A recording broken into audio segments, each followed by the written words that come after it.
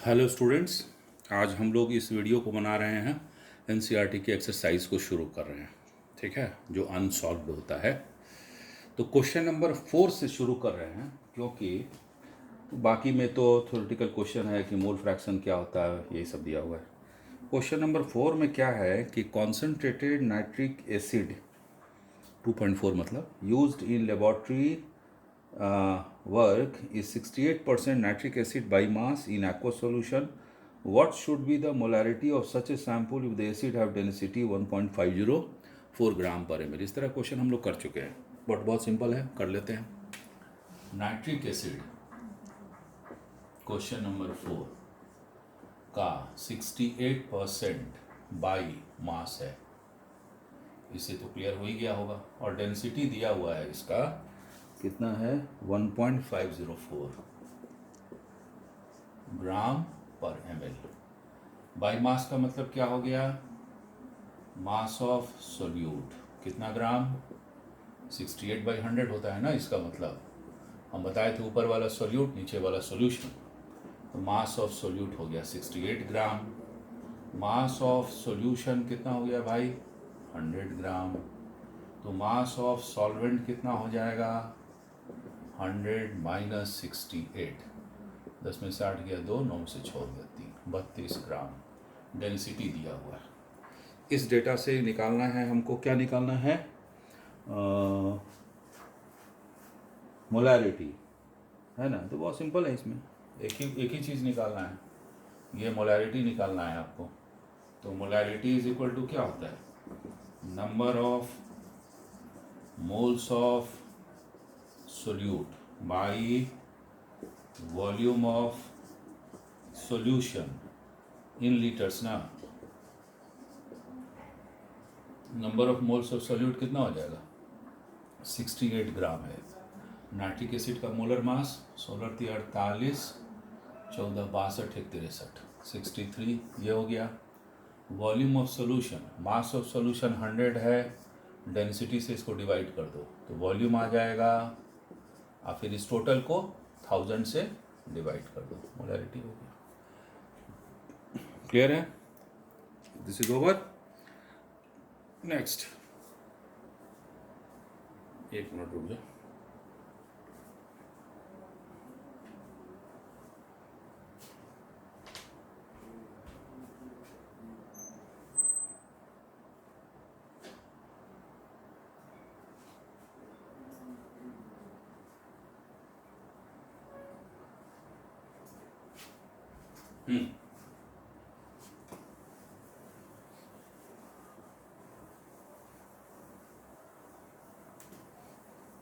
इसके बाद question number 5, a solution of glucose in water is level 10% W/W। Same question, what should be the molality and mole fraction.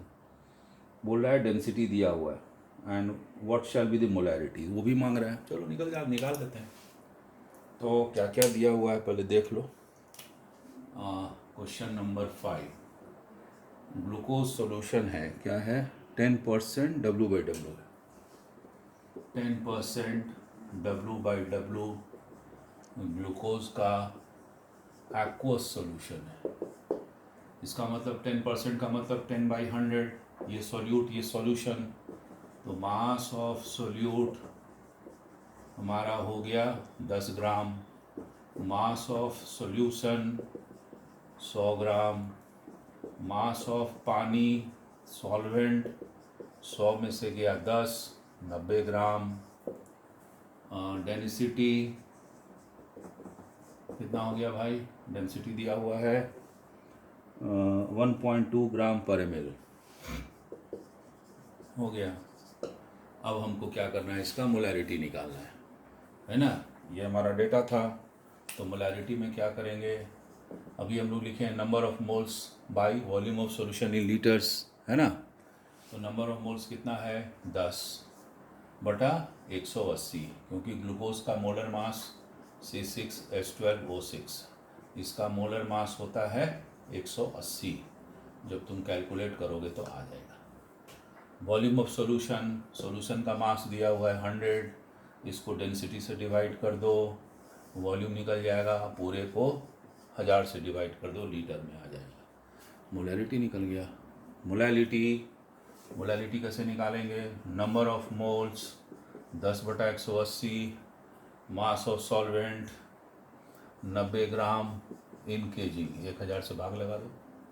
Formula होता है molality का, number of moles of solute by mass of solvent in KG.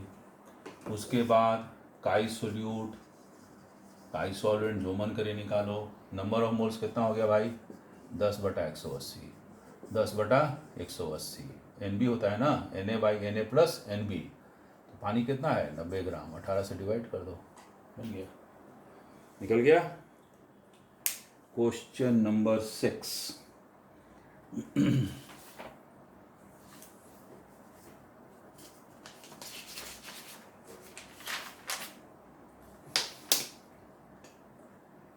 ठीक है, मिटा दें इसको। देखो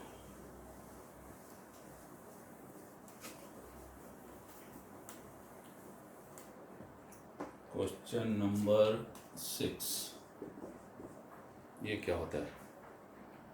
कहता है कि how many litre of 0.1 MnCl are required to react completely with 1 gram mixture of sodium carbonate and sodium bicarbonate containing equimolar amounts of 2। एक मिक्सचर है, थोड़ा सा देखो इस क्वेश्चन को। उस मिक्सचर में दो चीज़ मिला हुआ है, सोडियम कार्बोनेट और प्लस सोडियम बाइकार्बोनेट। इक्विमोलर है, नंबर ऑफ मोल्स दोनों का सेम है। तो मान लो ये x ग्राम है। अच्छा, मिक्सचर कितना है? 1 ग्राम का, तो ये 1 - x ग्राम होगा, कोई दिक्कत? इक्विमोलर है, इसका मोल्स कितना हो जाएगा? मोलर मास 106 होता है। इसका हो गया 16 × 48, 12 60, 60 और 1 61, 61 और 23 24, 84। ठीक है, तो दिस इज 84, इक्विमोलर है, दोनों का मोल सेम है। x हम लोग कैलकुलेट कर लेंगे। तो जब तुम इसका x कैलकुलेट करोगे तो इसका वैल्यू आ जाएगा 0.558। x का वैल्यू आ गया 0.558 ग्राम। तो 1 - x निकल जाएगा, एक में से घटा दो, 0.558 4 0 0.442 है ना। दोनों का अमाउंट निकल गया। x किसके लिए दी थे? सोडियम कार्बोनेट के लिए।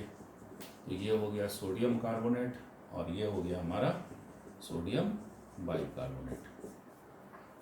अब कहता है कि 1 मिलीलीटर है ना, ये क्या हो गया? ब्लड क्यों आ रहा है? हाँ, अभी देखो आराम से।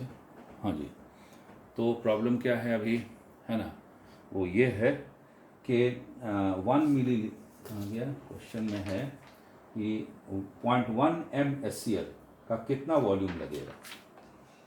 एक तो बताइए होगा तुमको कि HCl ये हमारा बेसिक रिएक्शन होगा। मतलब क्या रिएक्शन होगा? सोडियम कार्बोनेट को जब हम HCl के साथ ट्रीट करेंगे तो क्या बनेगा? NaCl plus H2O plus CO2, है ना। ठीक है, CO3 NaCl, तो दिस इज 2, तो यहाँ 2 हो जाएगा। बट इक्विवेलेंट्स दोनों का तो सेम होगा, यही होता है। ठीक है, तो अब इक्विवेलेंट्स भी कितना, हम दोनों का इक्विवेलेंट निकाल लेते हैं। Sodium bicarbonate plus HCl, same reaction होगा, NaCl plus H2O plus CO2। इसका और इसका इक्विवेलेंट सेम होगा रिएक्शन का। इक्विवेलेंट क्या होता है? Given mass by equivalent weight, है ना। तो इसका इक्विवेलेंट वेट कितना हो जाएगा? सोडियम कार्बोनेट का कितना वैल्यू आया था? 0.558। इसका वैल्यू आ गया 0.5। ऐसे Na2CO3 सॉरी ट्वाइस HCl ना, बैलेंस करेंगे तो इक्विवेलेंट वेट निकालेंगे तो 2 से इसको डिवाइड करेंगे दोनों का इक्विवेलेंट करने के लिए, क्योंकि यहाँ 2 है। 0.558 डिवाइडेड बाई इसका मोलर मास को 2 से डिवाइड करोगे तो इक्विवेलेंट वेट निकल है। इक्विवेलेंट वेट का फॉर्मूला क्या होता है? Molar mass divided by salt है तो जो इसका एक्टिव पार्ट ये होता है, ये 2 से डिवाइड कर देना। इसमें 1 से डिवाइड करेंगे, नंबर ऑफ रिप्लेसेबल हाइड्रोजन 1 है, तो डिवाइडेड बाई 106 मोलर मास हो गया, तो बाई 53 ये निकल गया। इसका निकला सोडियम बाइकार्बोनेट का इक्विवेलेंट, ठीक है। उसके बाद उसका इक्विवेलेंट कितना निकलेगा, 0.442 सोडियम बाइकार्बोनेट का, 0.442 बाई 84, दोनों को जोड़ दो और सॉल्व करके देखो कितना आता है ना, ठीक है। तो जब दोनों को सॉल्व करोगे तो हमारा वैल्यू आ जाएगा कितना आएगा, हाँ 15.8, इधर लिखते हैं हम 15.8 इंटू 10⁻⁻3, ठीक है। ये इक्विवेलेंट आया, क्लियर हो गया। इतना ही इक्विवेलेंट का एसिड भी लगेगा, है ना। इसका इक्विवेलेंट निकालें हम, अब हम इसका इक्विवेलेंट निकालेंगे। तो मान लो कि अगर हमारा 0.1 m है, ठीक है, और उसका x लीटर लगता है, तो इक्विवेलेंट कितना हो जाएगा 0.1 b, है ना। तो कहाँ लिखे हम, हाँ, इक्विवेलेंट्स ऑफ HCl कितना हो गया 0.1 x, जो कि इसके बराबर होगा, है ना। तो वॉल्यूम निकल गया, x इज द cc, है ना। तो इसके बराबर कर लेंगे, इक्वेट कर देंगे, ठीक है। अब दोनों को इक्वेट कर देंगे हम, तो इक्वेट कर देंगे तो हमारा x का वैल्यू आ जाएगा, आंसर हो गया, क्लियर हो गया। नेक्स्ट अगला सवाल, इसको मोल से भी बनाया जा सकता है, तुम लोग ट्राई करना, बोलना नहीं समझ में आएगा तो वीडियो बना के बता देंगे।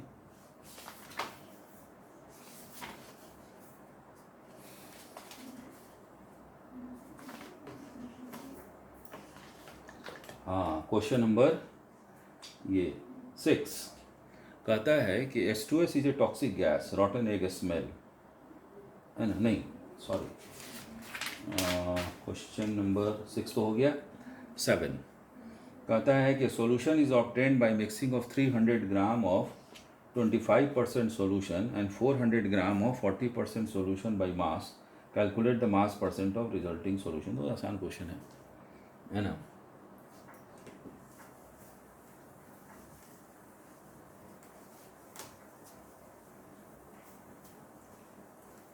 देखो सॉल्यूशन का 300 ग्राम 25% का, मान लो कि सॉल्यूशन ए है, तो 300 ग्राम 25% ऑफ 300 ग्राम, तो 25% का मतलब, अच्छा लिख दें तो हमको 300 ग्राम, तो कितना हो जाएगा 25/100 इंटू 300, यही ना होगा।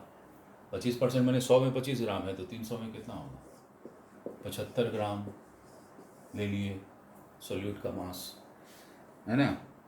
25% सोल्यूशन है, इसका मतलब 100 ग्राम अगर सोल्यूशन है तो 25 ग्राम सोल्यूट है, क्लियर है। अब हमको क्या करना है, दूसरा सोल्यूशन क्या है भाई, है ना। दूसरा सोल्यूशन है कि 400 ग्राम ऑफ 40% सोल्यूशन, तो सोल्यूशन बी 40% ये है और इसका 400 ग्राम 4, तो 160 ग्राम हो गया। मास परसेंटेज का फॉर्मूला क्या होता है, क्लास 9th में पढ़े होगे। मास परसेंटेज का मतलब mass of solute divided by mass of solution into 100। तो मास ऑफ सोल्यूट कितना हो गया, दिस प्लस दिस, है ना। 160 प्लस 75 बटा मास ऑफ सोल्यूशन कितना होगा, 400 ग्राम इसका, 300 ग्राम इसका, तो 700 ग्राम हो गया इंटू 100, सॉल्व कर लेना, आंसर आ जाएगा, ठीक है। नेक्स्ट एंड 7 हो गया। एंड एंटी 10 क्वेश्चन का बनाते हैं, उसके बाद फिर आगे चलेंगे। An anti freeze solution is prepared from 2 to 2.6 gram ethylene glycol and 200 gram of water. Calculate the molality. If density of the solution, what shall be the molarity of the solution? तो simple question है, पीछे अभी जो बनाया वैसे ही बनेगा। Anti freeze solution from इतना gram ethylene glycol and 200 gram water, तो मोलैलिटी निकालना है। तो सिंपल है, मास ऑफ सॉल्वेंट दिया हुआ है, मास ऑफ सोल्यूट दिया हुआ है, तो मोलैलिटी तो निकल ही जाएगा। तो मोलैलिटी का फॉर्मूला क्या होता है? मोलैलिटी का फॉर्मूला होता है number of moles of solute by, क्या होता है बोलो, mass of solvent in KG, है ना। हो गया। तो कितना ग्राम इथिलीन ग्लाइकॉल था? तो 2.6 gram ethylene glycol. Ethylene glycol का फॉर्मूला CH2OH। 12 दूना 24 और ऐसे करो, अच्छा हाँ ठीक है, ऐसे करो, 12 दू 14, 14 दूनी 28, 28 और 32 और 2, 8 2 10, 2 12 के 2, हाथ में 1, 62 होगा। तो 62 हो गया नंबर ऑफ मोल्स। उसके बाद क्या है? मास ऑफ सॉल्वेंट इन केजी दिया हुआ है। मास ऑफ सॉल्वेंट कितना है? 200 ग्राम पानी है, तो 200 बटा 1000 सॉल्व कर लोगे, मोलैरिटी निकल गया। अब मोलैरिटी मांग रहा है और उसका डेंसिटी भी दिया हुआ था। हाँ तो बन जाएगा। मोलैरिटी कैसे निकालेंगे? तो देखो,